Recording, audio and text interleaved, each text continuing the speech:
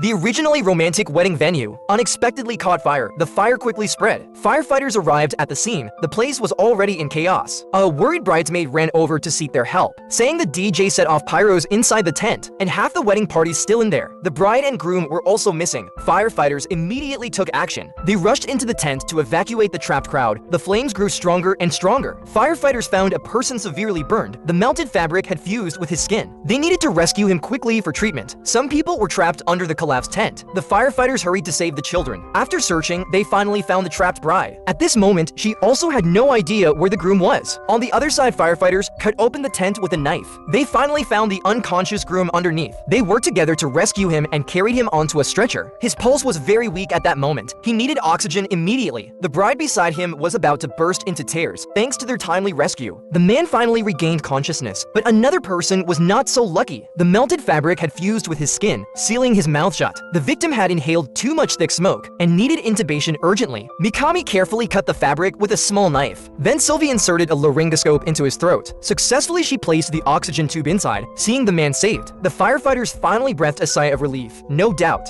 this was truly an unforgettable wedding. The man slowly removed the gauze, revealing the wound. A branch was actually stuck in his eye. Dr. Taylor told him to stay calm, but she was nervous inside. Just moments ago, Jeff, a worker for the contractor Grant, injured his eye while working. Grant explained that the team was clearing some dead trees in a park, and Jeff had an accident. But when Jeff revealed his wounds, Taylor was also shocked. A dead branch had pierced through the skin of his eyelid. To confirm whether the branch had damaged the eyeball, Taylor needed to perform a CT scan, as everyone was worried. Taylor returned with the scan results. She said, "You're a lucky guy. This stick managed to lodge itself cleanly along the side of your orbit without penetrating your eyeball." She also said it could be removed directly. Hearing that it would be pulled out now, Jeff became even more nervous. After calming Jeff down, Taylor picked up the forceps Hold still.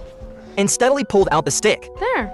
All done. Jeff said the wound still hurt a little, but it felt much better than before. A strange patient arrived at the hospital. Tom was not only vomiting blood uncontrollably, but he also revealed sharp fangs. Could he be a modern vampire? The doctor on duty were shocked and quickly ordered a series of tests for him. As soon as the doctor received the test results, he informed Tom that his condition was caused by acute liver failure, which led to gastrointestinal bleeding. But at that moment, Tom's girlfriend Kirsten was eager to take him home. Seeing that Kirsten had the same sharp fangs, the doctor was even more astonished. Kirsten seemed embarrassed by the attention and urged Tom to leave quickly. However, the doctor warned that Tom's condition could progress to end-stage liver failure, and he needed immediate hospitalization to determine the cause of his liver failure. But Kirsten insisted that Tom was perfectly healthy and tried to pull him out of the hospital. Seeing that he couldn't persuade them, he used the excuse of retrieving discharge forms to call in psychiatrist Dr. Charles for help. Yet neither Tom nor Kirsten listened to anyone. The doctors had no choice but to chase after them. If treatment was delayed, Tom could die. But Tom seemed unconcerned, claiming that he was already dead just as he finished speaking. Kirsten suddenly bit Dr. Charles's hand and then ran out of the hospital like a maniac. When the doctors reached the hospital entrance, Tom collapsed on the ground exhausted, while Kirsten ran off on her own under the sunlight. Tom's symptoms looked just like those of a vampire burning in the sun. Back in the hospital bed, Tom insisted that he was a real vampire, and even feared that the doctors would want to cut him open and study the first case of vampirism. After patient persuasion from the doctors, Tom finally agreed to a full medical examination. The results showed that he had liver failure combined with hepatitis C, which led to porphyria. This explained why his skin developed painful lesions when exposed to sunlight. The world is truly full of strange and mysterious cases. What it felt like to be crushed by a 4-ton forklift. Just moments ago, a man eager to finish work was making a turn at high speed due to the excessive speed. The forklift tipped over and crashed onto the ground. The man was heavily pinned underneath it. His co-workers rushed over to help, but the forklift was too heavy to move. Nearby shelving unit were also swaying dangerously. Firefighters immediately sprang into action. Captain Casey ordered the surrounding workers to evacuate. They needed to stabilize the shelving first before preparing to rescue the trapped man. They placed an airbag under the forklift and started inflating it.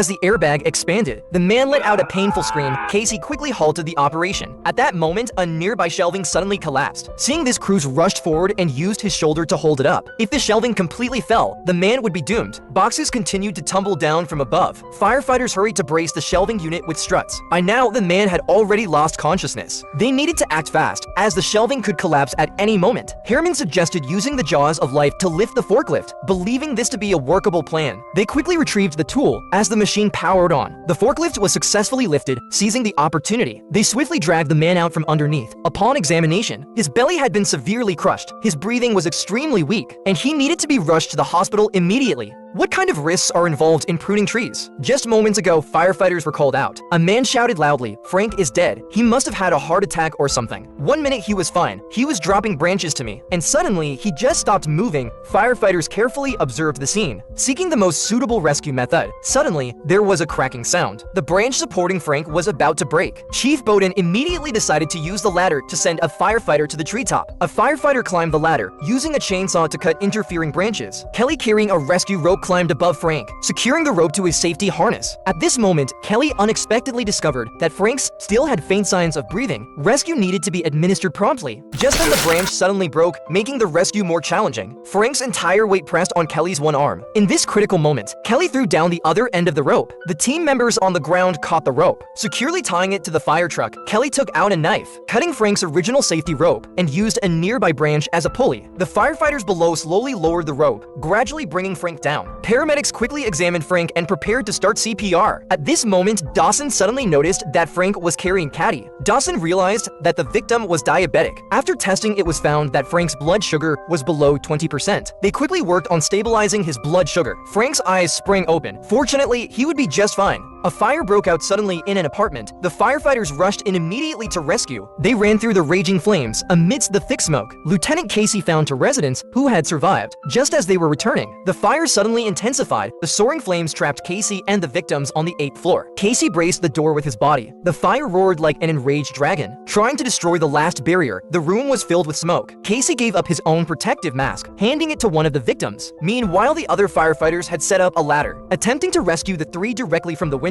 Kelly climbed up the ladder to the window, first rescuing one woman. Then he turned back to save the other man. At that moment, the flames in the corridor grew stronger. The room door was barely holding up. They had to move faster, seeing both victims safe. Casey sprinted toward the window. The raging fire followed closely behind, bursting through the window in an instant. When the flames finally receded, Kelly realized that Casey was hanging below the ladder, holding on with only the strength of his hands. Kelly lay on the ladder, using all his strength to pull Casey up. At last, he managed to save Casey. No one could have imagined that in that critical moment, Casey's helmet had already been burned through. If his teammates had been just a few seconds late, Casey's life would have been in grave danger. The 10-year-old boy accidentally broke her mother's ribs. Surprisingly, the 911 operator praised him for doing well and encouraged him to continue. Used all of his weight if he had to. A moment ago, just the woman returned home. She was astonished to find her son had prepared lunch for her. She was overjoyed. They then discussed how to celebrate the upcoming Christmas. At that moment, the woman suddenly felt chest pain. While the boy was pouring her a glass of water, she fainted. The boy quickly called 911, and by that time his mother had stopped breathing. The operator immediately guided the boy in performing CPR, arranging his hands properly. Following the instructions, the boy pressed down gently, but accidentally fracturing his mother's rib. Frightened boy stopped immediately, but the operator praised him and urged him to continue. The boy followed the operator's rhythm and continued. Shortly after, the rescue team arrived. Thanks to the boy's CPR efforts, the woman received crucial rescue time. Watching his mother being taken to the ambulance, the fearful boy thought he had caused trouble, so the police didn't allow him to accompany his mother to the hospital. The paramedic quickly reassured him, saying he did a great job. It was because of his efforts that his mother was saved. Children and Family Services.